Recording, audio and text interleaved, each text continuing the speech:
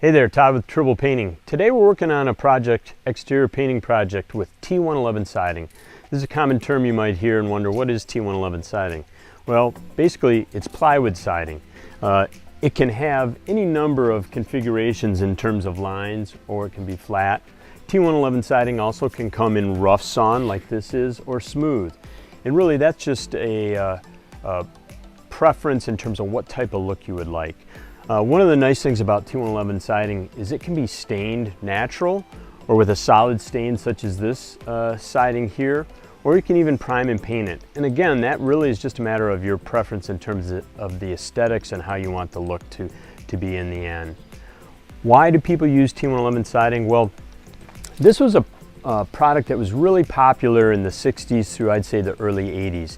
It's fallen a little out of favor with the advent of aluminum siding, vinyl siding, and currently all the composite materials that are available. So you don't see this used quite as often, but there's lots of homes out there that have T1-11 siding, and people still need to maintain that. So what are the things you need to think about in terms of maintaining your T1-11 siding?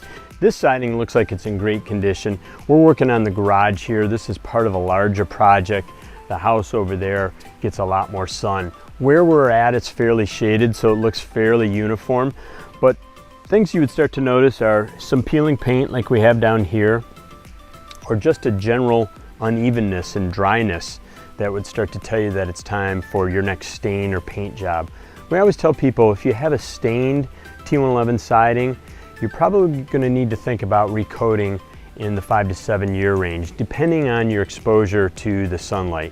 So how do you maintain your T1-11 siding? Well, there's a number of ways to do it. You can use a brush and roller, but I'm going to tell you, with all these grooves, it's going to take a long time for you to brush all the way around the house, whether you're using a stain or paint. Our preferred method is to use an airless sprayer. It's a more efficient way to get the paint from the bucket onto the siding. And then once it's on there, we're going to use a brush and roller to work it in. But we won't have to use all the labor that we would if we just were using a brush and roller.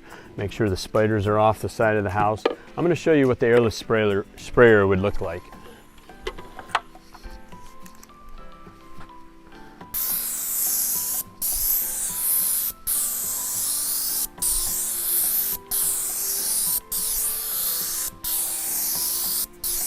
You see that I'm going both directions because on the grooves you have to make sure you get both edges of the grooves.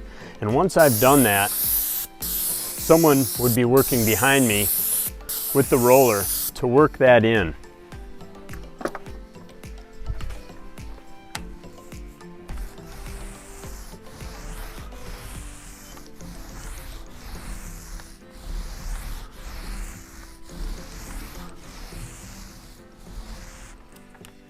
And if you use this combination, it's going to be a lot more efficient time-wise, and you're probably going to end up with a better job with better coverage, and certainly a lot less time involved.